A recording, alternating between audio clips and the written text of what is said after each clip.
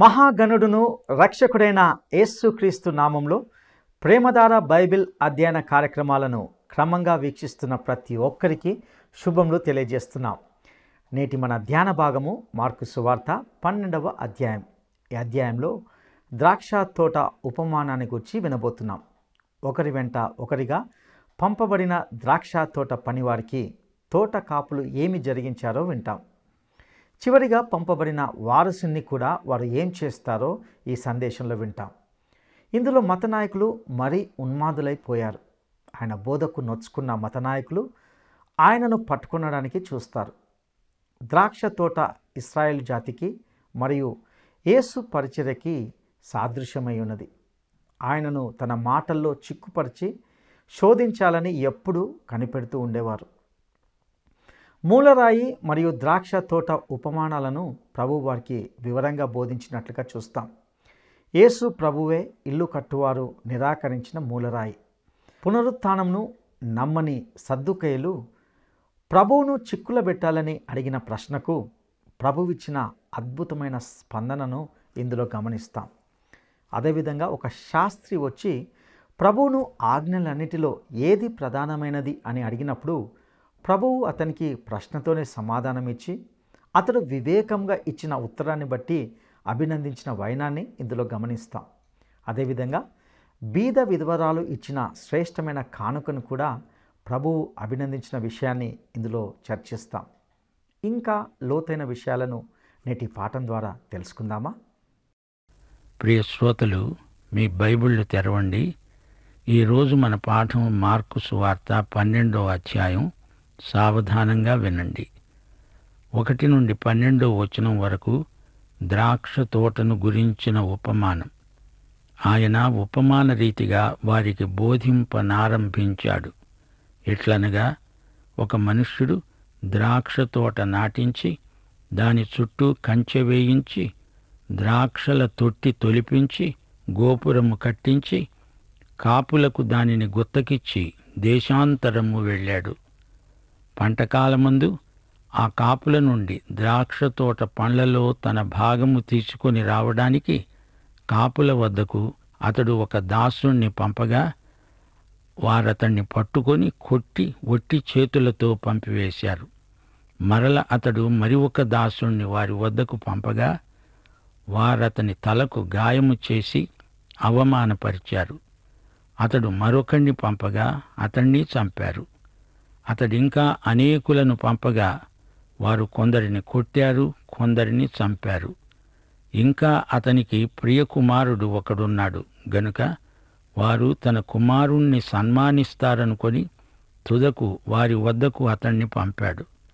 అయితే ఆ కాపులు తమలో తాము చెప్పుకున్నారు, ఇతడు వారసుడు, ఇతణ్ణి చంపుదాము రండి, అప్పుడు స్వాస్థ్యము మనదే అవుతుంది. వారు అతన్ని పట్టుకొని చంపి ద్రాక్ష తోట వెలుపల పారేశారు. కావున ద్రాక్ష తోట యజమాని ఏమి చేస్తాడు? అతడు వచ్చి ఆ కాపులను సంహరించి ఇతరులకు ఆ ద్రాక్ష తోటనిస్తాడు గదా. ఇల్లు కట్టేవారు నిరాకరించిన రాయి మూలకు తలరాయి అయింది. ఇది ప్రభువు వలననే జరిగింది. ఇది మన కన్నులకు ఆశ్చర్యము. ఆ లేఖనము మీరు వినలేదా?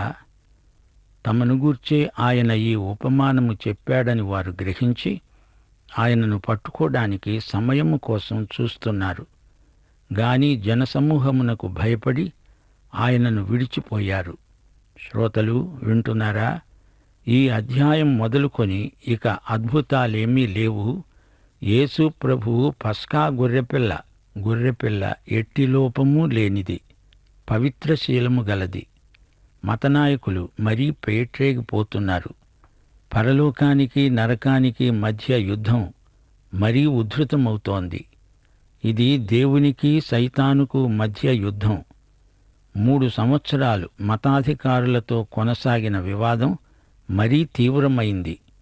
యేసు ప్రభు ఎందులోనూ వారికి చిక్కలేదు. ఇప్పుడు వారు ఏదో ఉపాయంతో ఆయన నోట ఏదో మాట అనిపించాలి, దాన్ని బట్టి ప్రజలు ఈయనకు వ్యతిరేకమవ్వాలి అని ప్రయత్నిస్తున్నారు. ఆయన మీద ప్రశ్నల వర్షం అదే పనిగా కుమ్మరిస్తున్నారు. ద్రాక్షతోట ఉపమానం. ఇప్పుడు ఆయన బోధిస్తున్న ఉపమానమిదే. ద్రాక్షతోట అంటే యేసు ప్రభువు సేవకు అది సంకేతం. ద్రాక్షతోట ఇశ్రాయేలు జాతికి సంకేతం, చిహ్నం. యెషయా 5వ అధ్యాయం 1-7 వరకు, నా ప్రియుని ద్రాక్షతోట, ద్రాక్ష పండ్లు ఫలించాలని ఎదురుచూచాడు. ఈజిప్టు నుండి తెచ్చి దానిని నాటాడు. మతనాయకులు ఈ ఉపమానాన్ని అర్థం చేసుకోవాలి. దేవుడు తన ప్రవక్తలను పంపాడు. ద్రాక్షవనం తండ్రి అయిన దేవునిది. ద్రాక్ష తోట అంటే ఇశ్రాయేలు జాతి. వీరిని దేవుడు ఎంతో కాపాడాడు. కాపులు అంటే మతనాయకులు. చిట్టచివరికి ఆయన తన కుమారుణ్ణే పంపాడు. ఆయనే ప్రభువైన యేసుక్రీస్తు. ఆయన దేవుని అద్వితీయ కుమారుడు. యేసు ఇశ్రాయేలుకు మొదట వచ్చాడు. మత్తయి సువార్త 15వ అధ్యాయం 24వ వచనంలో ప్రభువు చెప్పాడు, ఇశ్రాయేలు ఇంటివారై నశించిన గొర్రెల వద్దకే కాని మరి ఎవని వద్దకును నేను పంపబడలేదు. అయితే యోహాను సువార్త 3వ అధ్యాయం 16వ వచనం చెబుతోంది, ఆయన లోకమంతటి కోసం వచ్చాడు. అయితే ఈ మతాధికారులు తనను చంపాలని కుట్రాలోచన చేస్తున్నారు. మనుష్యుల ఆంతర్యం ఆయనకు తెలుసు. వారు తనకు ఏమి చేయబోతున్నారో ఆయనకు ముందుగానే తెలుసు. వారందరూ ఏకమై తనను హత్య చేయబోతున్నారు, సిలువ వేయబోతున్నారు. అయితే వారు తీర్పునకు గురి అవుతారు. క్రీస్తు శకం 70వ సంవత్సరంలో టైటస్ వచ్చి ముట్టడించినప్పుడు యెరూషలేము ధ్వంసమైపోయింది. ప్రవచనం నెరవేరింది. టైటస్ రోమక సేనాపతి. అతడు యూదులను చెరగొనిపోయాడు. రోమాలో భవనాలు యూద బానిసలు కట్టినవే. కట్టేవారు నిరాకరించిన రాయే మూలకు తలరాయి అయింది. ద్రాక్ష తోట, మూలరాయి అనే ఈ 2 ఉపమానాలు ప్రభువు బోధించాడు. యేసు ప్రభువు వచ్చినప్పుడు ఈ ప్రవచనం కూడా తప్పక నెరవేరుతుంది. జకర్యా 4వ అధ్యాయం 7వ వచనం, గొప్ప పర్వతమా, జెరుబ్బాబెలును అడ్డగించడానికి నీవు ఏ పాటిదానవు? నీవు చదును భూమి అవుతావు. కృప కలుగునుగాక, కృప కలుగునుగాక అని జనులు కేకలు వేయగా అతడు పైరాయి తీసుకొని పెట్టిస్తాడు. మతనాయకులు ఈ మాటలకు రెచ్చిపోయి ఉక్రోషంతో ఆయనను చంపేసేవారే గాని ప్రజలకు భయపడి వారా పని చెయ్యలేదు. ద్రాక్షతోట ఉపమానం వారితో వాగ్యుద్ధానికి దారితీసింది. వారాయన వద్దకు రాయబారులను పంపారు. 13-17 వచనం వరకు కైసరుకు పన్నివ్వటాన్ని గురించిన ప్రశ్న. వారు మాటలలో ఆయనను చిక్కుపరచాలని పరిసయ్యులను, హెరోదీయులను కొందరిని ఆయన వద్దకు పంపారు. వారు వచ్చి ఆయనను ప్రశ్నించారు, బోధకుడా, నీవు సత్యవంతుడవు, నీవు ఎవరినీ లక్ష్యపెట్టవని మాకు తెలుసు. నీవు మోమాటము లేనివాడవై దేవుని మార్గమును సత్యముగా బోధించేవాడవు. కైసరుకు పన్నివ్వడం న్యాయమా కాదా? ఇవ్వాలా మానాలా? ఆయన వారి వేషధారణను ఎరిగి వారితో అన్నాడు, మీరు నన్ను ఎందుకు శోధిస్తున్నారు? 1 దేనారమును నా వద్దకు తెచ్చి చూపండి. వారు తెచ్చారు. ఆయన వారిని అడిగాడు, ఈ రూపము పైరాత ఎవరివి? కైసరువి అన్నారు వారు. అందుకు యేసు అన్నాడు, కైసరువి కైసరుకు, దేవునివి దేవునికి చెల్లించండి. వారు ఆయనను గూర్చి బహుగా ఆశ్చర్యపడ్డారు. వారాయనను మెచ్చుకున్నారు. కాని ఆయన వారిని వేషధారులు అంటున్నాడు. వారి పొగడ్తను ఆయన వినిపించుకోలేదు. వారి హృదయ స్థితిని ఆయన బాగా ఎరుగును. ఒకసారి నికోదేము తనను అభినందించినప్పుడు ఆయన అంగీకరించాడు. నికోదేము యథార్థ హృదయంతో మాట్లాడాడు. ఇక్కడ ప్రభువుతో మాట్లాడుతున్న వీరందరూ వేషధారులు. 1 నాణెము తెమ్మన్నాడు ప్రభువు. ఎందుకని? ఆయన దగ్గర 1 నాణెము కూడా లేదు. మహిమగల ప్రభువు ఈ లోకంలో ఉండగా ఆయన చేతిలో ఒక్క చిల్లర నాణెం కూడా లేదు. వారాయనకు ఒక నాణెం తెచ్చి ఇచ్చారు. అది ఆయన తన చేతిలోకి తీసుకున్నాడు. వారు ప్రభువులో తప్పు చిక్కించుకుందామని తామే చిక్కుకున్నారు. కైసరుకు పన్ను కట్టండి అంటాడా? అలా అంటే కైసరుకు మోషే కంటే మెస్సియ కంటే అధిక ప్రాధాన్యమిచ్చిన వాడవుతాడు. పన్ను కట్టక్కర్లేదంటాడా? అప్పుడు రాజకీయంగా తిరుగుబాటుదారవుతాడు. అది వారి వ్యూహ రచన. గాని ప్రభువు జవాబు వారిని ఎంతో ఆశ్చర్యపరిచింది. దేవుని బిడ్డలకు 2 బాధ్యతలున్నాయి. మొదటిది ప్రభుత్వము పట్ల మన బాధ్యత. ప్రభుత్వానికి చెల్లించాల్సిన పన్ను ప్రభుత్వానికే చెల్లించాలి. మన సాంఘిక బాధ్యతలను మనము గుర్తెరిగి ఉండాలి. కైసరు పట్ల బాధ్యతను నెరవేర్చాలి, తప్పదు. అయితే దేవుని పట్ల నీకు బాధ్యత ఉంది. అది కూడా నీవు నెరవేర్చి తీరాలి. దీన్ని తప్పించుకోవడానికి వీలు కాదు. ప్రతి బాధ్యత నెరవేర్చిన వాడే దేవుని బిడ్డ. ఒక నాణెమును తన చేతిలోకి తీసుకొని ప్రభువు వారికి గొప్ప పాఠం నేర్పాడు. నాణెమునకు 2 వైపులున్నాయి, బొమ్మ, బొరుసు. అలాగే మన జీవితానికి 2 వైపులున్నాయి. ఒకటి ఇహము, రెండోది పరము. ఇహపరములు మనకు 2 వైపులు ఉన్నాయని మనము మరిచిపోకూడదు. మనం పరలోక పౌరులం. ఈ లోకంలో ఉన్నాము. మనం యాత్రికులం. మన నిత్య ధనాన్ని పరలోకం లెక్కలో జమకట్టాలి. ఈ మాటతో ప్రభువు హెరోదియనుల నోళ్లు మూయించాడు. ఈ హెరోదియనులు హెరోదు వంశీకులనే సింహాసనమెక్కించాలని కోరతారు.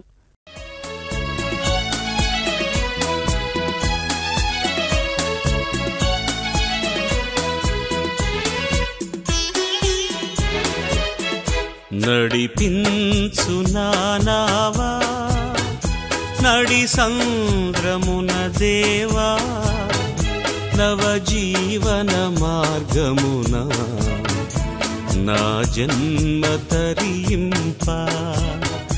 నడిపించు నానావా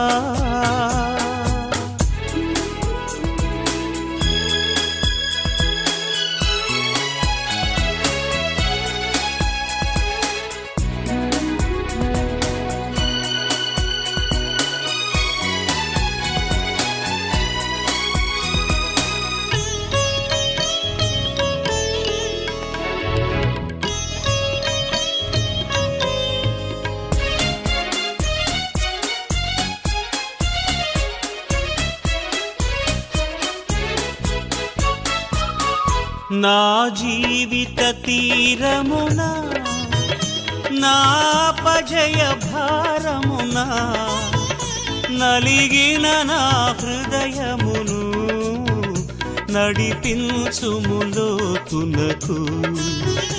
నా ఆత్మ విరబూయా నా దీక్ష ఫలింప.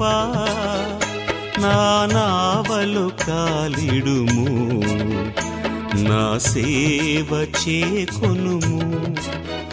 నడిపించు నానావా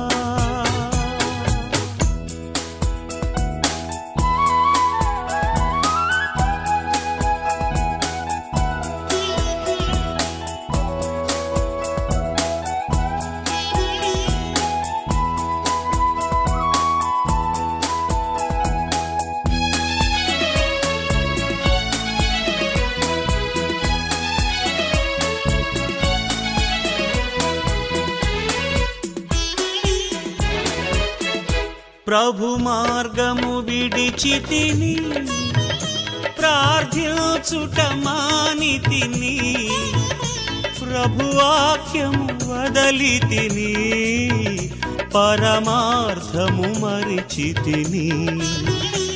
ప్రపంచ నటనలలో ప్రావీణ్యమును పొంది బలహీనుడనై ఇప్పుడు పాటింతు నీ మాట.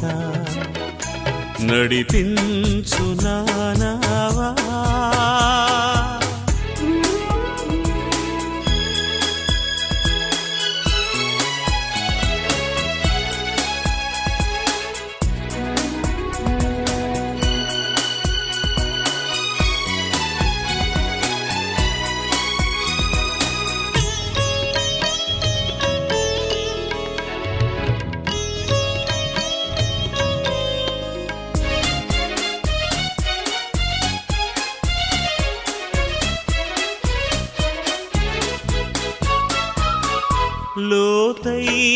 జలములలో లోతున వినబడు స్వరమా, లోబడుటను నేర్పించి లోపంబులు సవరించి, లోనున్న ఈవులలో లోటైన నా బ్రతుకు లోపించని అర్పణగా లోకేశ చేయుమయా. నడిపించు నావా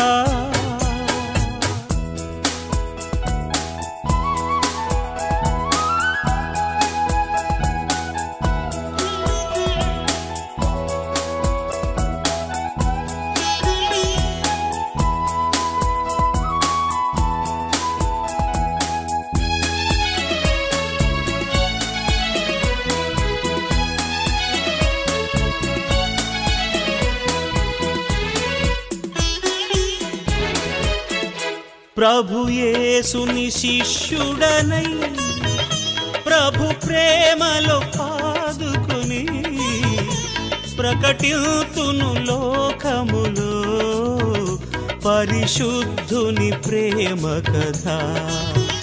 పరమాత్మ ప్రోక్షణతో పరిపూర్ణ సమర్పణతో ప్రాణంబును ప్రభు కొరకు పానార్పణము చేతు.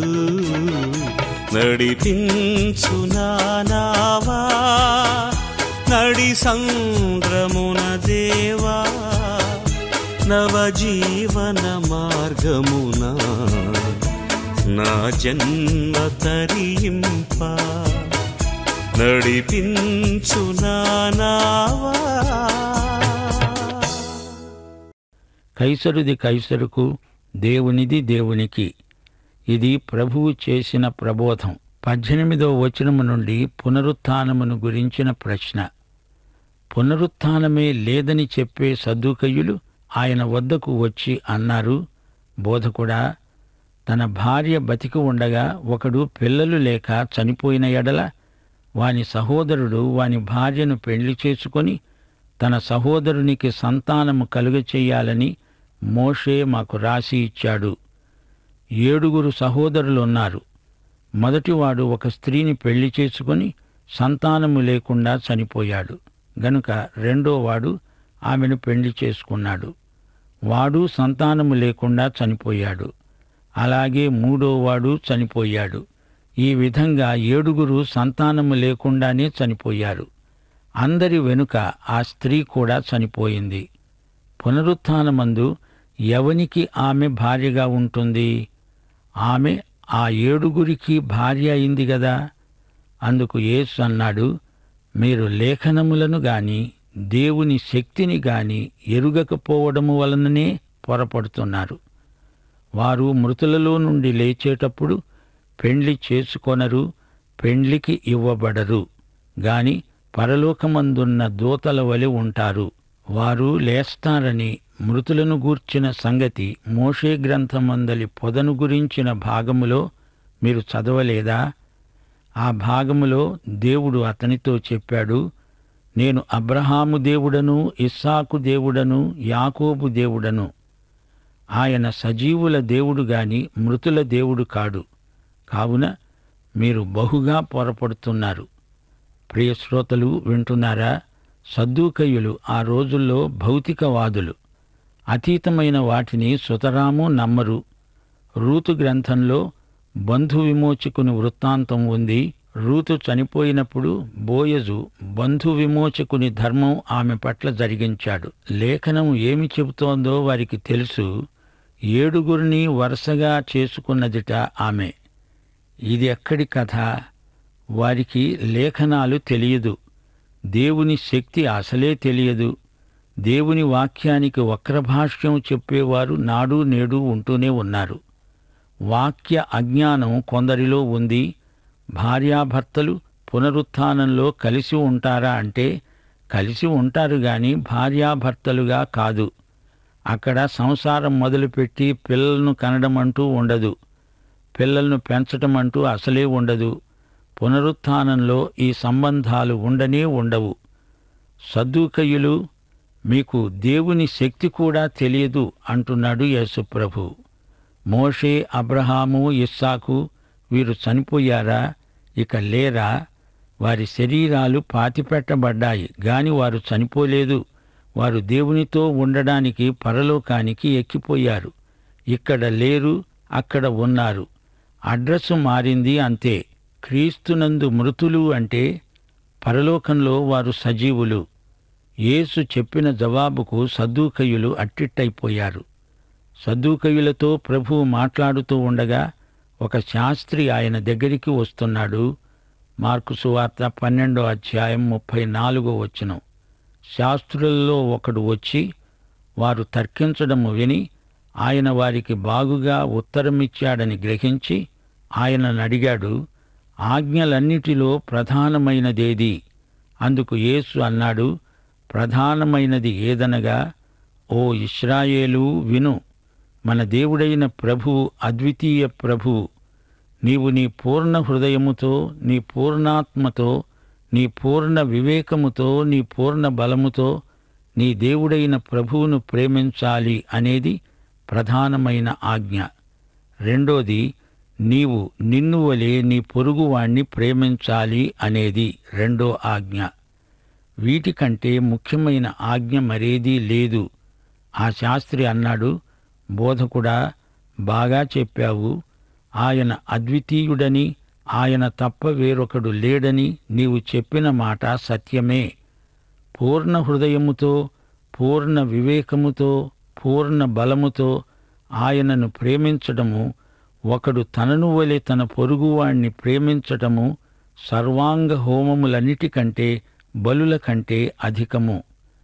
ద్వితీయోపదేశకాండం 6వ అధ్యాయం 4వ వచనం నుండి ప్రభువు ఉటంకిస్తున్నాడు.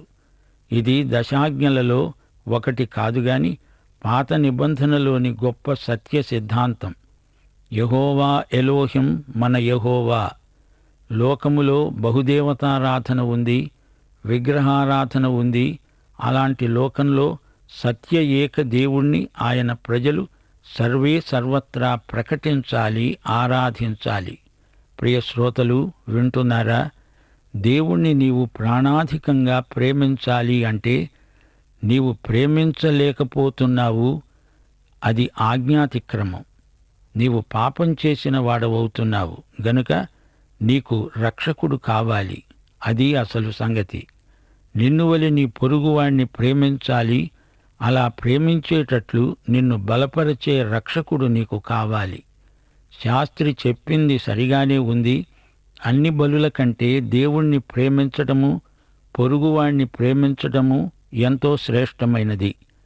35వ వచనం. క్రీస్తు దేవుని కుమారుడు అనే సత్యం పునరుద్ఘాటించబడింది. ఒకప్పుడు యేసు దేవాలయములో బోధిస్తూ ఒక ప్రశ్న అడిగాడు. క్రీస్తు దావీదు కుమారుడని శాస్త్రులు చెప్తున్నారే, నేను నీ శత్రువులను నీకు పాదపీఠముగా ఉంచే వరకు నీవు నా కుడివైపున కూర్చుండమని ప్రభువు నా ప్రభువుతో చెప్పాడు అని దావీదే పరిశుద్ధాత్మ వలన చెప్పాడు. దావీదు ఆయనను ప్రభువని చెప్తున్నాడే, ఆయన ఏలాగు అతని కుమారుడవుతాడు? సామాన్య జనులు ఆయన మాటలు సంతోషంగా వింటున్నారు. శ్రోతలు వినండి. యేసు ప్రభువు తాను కన్యక గర్భవాసాన పుట్టిన సత్యాన్ని బోధిస్తున్నాడు. 110వ కీర్తనలో దావీదు తన వారసుణ్ణి గురించి ప్రవచిస్తున్నాడు. తన మనమడికి మనమడు కొన్ని తరాలకు రాబోయే ప్రభువును గురించి ముందుగా ఆత్మ ద్వారా దావీదు పలుకుతున్నాడు. ఆయనను తన ప్రభువు అని పేర్కొంటున్నాడు. ఆయన దావీదు కుమారుడే అయినా దావీదుకు ప్రభువు.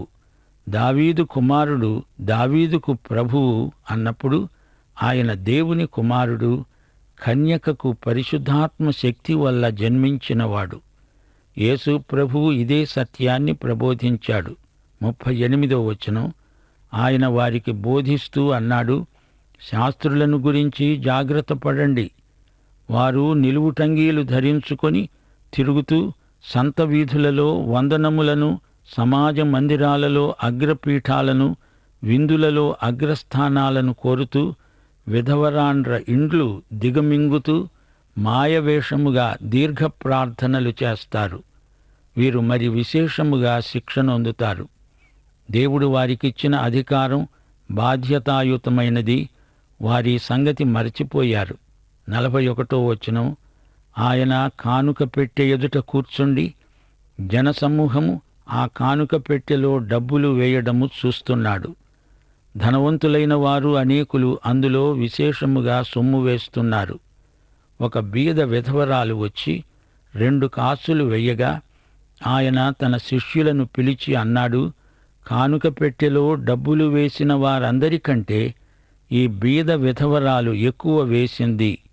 వారందరూ తమకు కలిగిన సమృద్ధిలో నుండి వేశారు, కాని ఈమె తన లేమిలో తనకు కలిగినదంతా తన జీవనమంతా వేసిందని చెప్పాడు. ప్రియశ్రోతలు, ఈ బీద విధవరాలి దాతృత్వం ప్రభువు ప్రశంసను పొందింది. దీనికి వివరణ వచ్చే పాఠంలో వినండి. అందాక సెలవు. ప్రభు అయిన యేసుక్రీస్తు వారి సత్కృప, తండ్రి అయిన దేవుని శాశ్వత ప్రేమ, పరిశుద్ధాత్మ సహవాసానందము మనకు తోడై ఉండునుగాక. ఆమేన్. ప్రియులారా, ఇంతవరకు మీరు విన్న సందేశంతో మీకెంతో సంతోషం కలిగిందని నమ్ముతున్నాం. ప్రభువును వారు శిలువ మరణానికి అప్పగించబోతున్నారని ప్రభువు ముందుగానే ఎరిగి ఉన్నాడు. క్రీస్తు శకం 70వ సంవత్సరంలో టైటస్ చక్రవర్తి ముట్టడితో యెరూషలేము ధ్వంసం చేయబడింది. ఈ రీతిగా యెరూషలేం ధ్వంసమైపోయింది. ఈ విధంగా ప్రవచనార్థ తీర్పు నెరవేరింది. రోమాకు యూదులు చెరకొని పోబడ్డారు. రోమాలోని అక్కడి భవనాలన్నీ యూదులు కట్టినవే. ప్రభువు వచ్చినప్పుడు మూలరాయి అనే ఈ ఉపమానం నెరవేరుతుంది. ఆయనను చుట్టుముట్టి ఉన్న వారిని ప్రభువు వేషధారులుగా గుర్తించాడు. యథార్థ హృదయులను ప్రభువు అంగీకరిస్తాడు. ప్రియులారా, దేవుని బిడ్డలుగా మనము 2 బాధ్యతలు నెరవేర్చాలని విన్నాం. ప్రభుత్వం పట్ల మన బాధ్యత అనగా పన్ను చెల్లించే విషయంలో మన సాంఘిక బాధ్యత నెరవేర్చాలి. దేవుని పట్ల కూడా మన బాధ్యత మనం నెరవేర్చాలి. పునరుత్థానం లేదని చెప్పే సద్దుకయ్యుల ప్రశ్నలకు ప్రభు జవాబిచ్చాడు. వాస్తవానికి లేఖనాలు దేవుని శక్తిని గూర్చి వారెరగరని తేల్చి చెప్పాడు ప్రభువు. దేవుణ్ణి ప్రేమించుట తోటి వ్యక్తిని ప్రేమించడాన్ని గూర్చి విన్నాం. దేవుని ప్రేమించలేకపోవడం పాపమని విన్నాం. ప్రియ సహోదరుడా, సహోదరి, నీవు దేవుణ్ణి ప్రేమిస్తున్నావని అనుకుంటే నీవు తప్పకుండా నీ తోటి వాణ్ణి ప్రేమించాలని తెలుసుకోవాలి. అట్టి కృప దేవుడు నీకు దయచేయనుగాక. దైవాశీస్సులు.